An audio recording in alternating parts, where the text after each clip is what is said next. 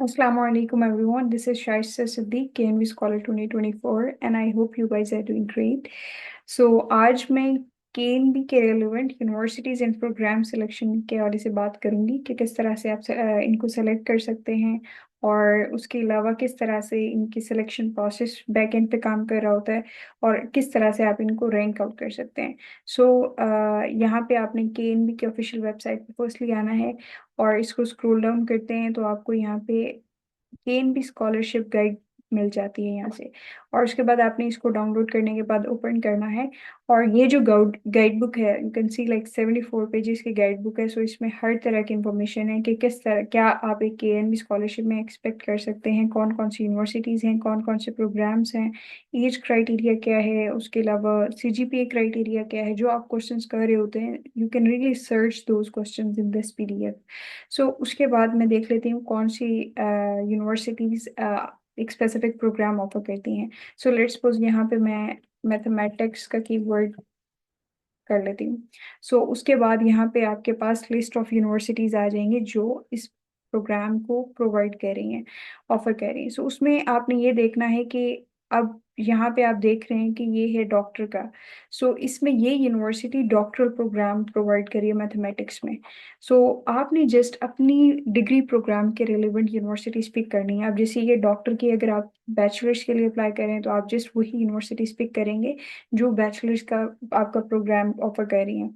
So let's suppose अगर मैं उसका देखती हूँ मैजिस्टर का या मास्टर्स का।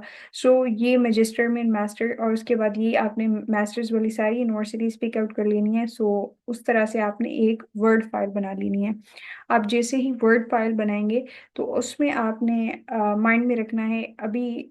उसके बाद बेसिक, इसके बाद एक रैंकिंग का क्राइटेरिया होता है कि आपको आइडिया होना चाहिए कि किन यूनिवर्सिटीज की क्या रैंकिंग है, ताकि आप on the basis of your own profile can apply to those universities या उनको रैंक कर सके अपनी प्रोफाइल के relevant, choice one choice two और उस तरह से। सो उसके अलावा जो क्राइटेरिया होता है ये किस तरह से केएनबी की यूनिवर्सिटीज की सिलेक्शन वर्क करती है, तो इसमें मैं अगर बताऊं तो ये यूनिवर्सिटी टू यूनिवर्सिटी वेरी करती है। And here I am going to share my experience.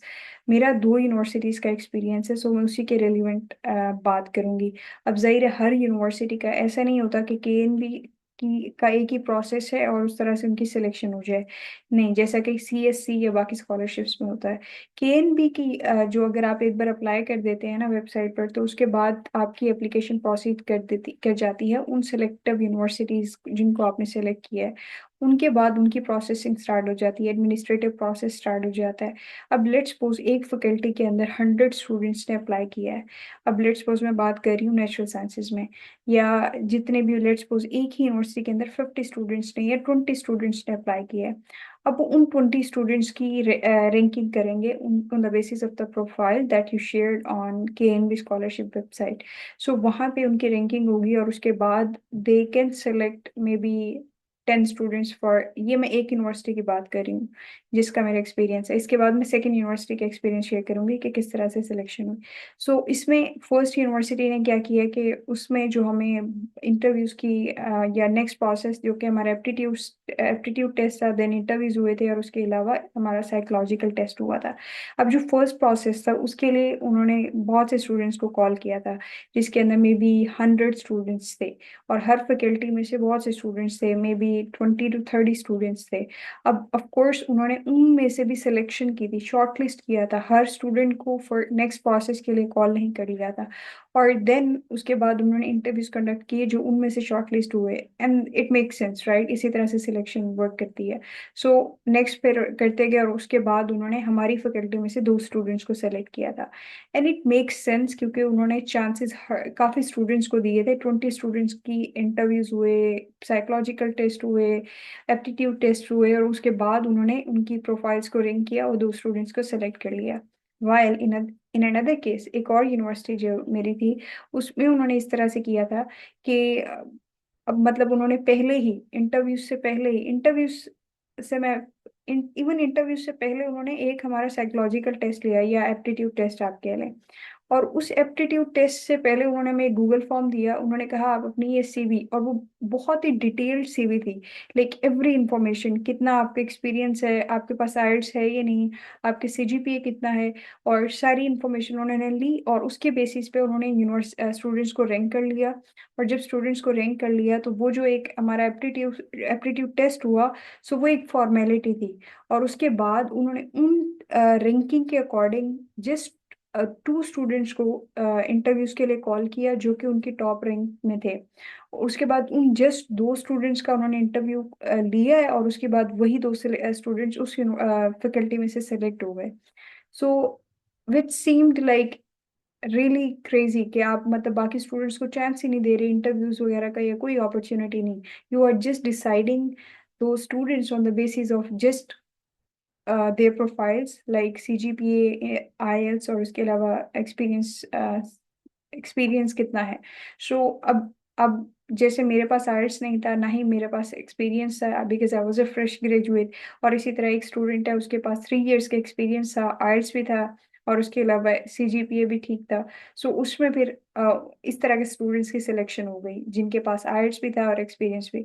So this is how some universities work.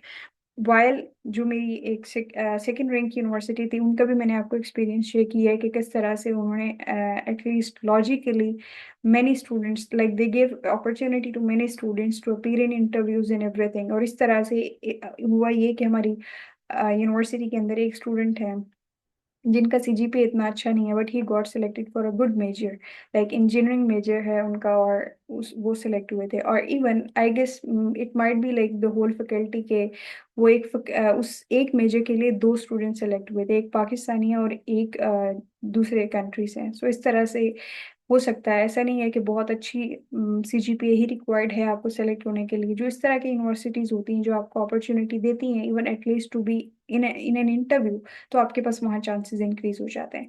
सो उसके बाद अब मैं बताती हूँ किस तरह से आपने यूनिवर्सिटीज को रैंक करना है ना, क्योंकि आपने अभी तक एमएस वर्ड के बना ली होगी। उसके बाद जैसे मैं आपको दिखाती हूँ कि आपने यूनिवर्सिटीज को रैंक करना है, then on the basis of your own profile आपने इनको रैंक कर लेना है कि किन किन को आप किन यूनिवर्सिटीज को एज ए चॉइस 1 लेके जाना चाहते हैं, और किस यूनिवर्सिटी को एज ए चॉइस 2 लेके जाना चाहते हैं। सो इसमें मैं ये एजू रैंक इस तरह का, ये इनकी वेबसाइट है, लिंक मैं प्रोवाइड कर दूंगी। सो आपने यहाँ पे आना है, और उसके बाद जैसे मैं मैथमेटिक्स को लेके चल रही थी, या इसमें देख लेते हैं कि या here it is.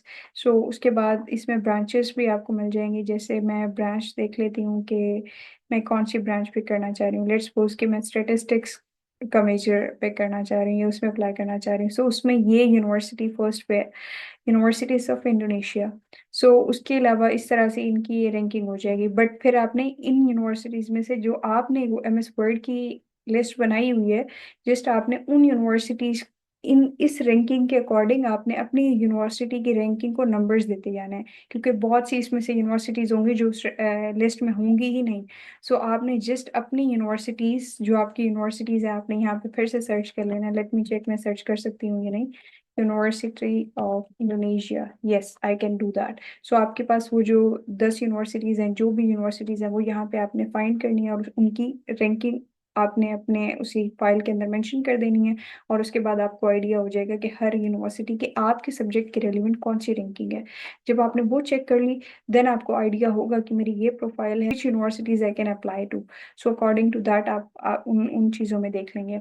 So this is the best website where you can find the ranking of your specific subject, and according to that you can choose universities where you want to apply.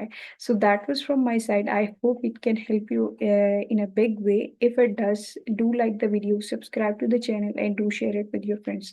Allah Hafiz.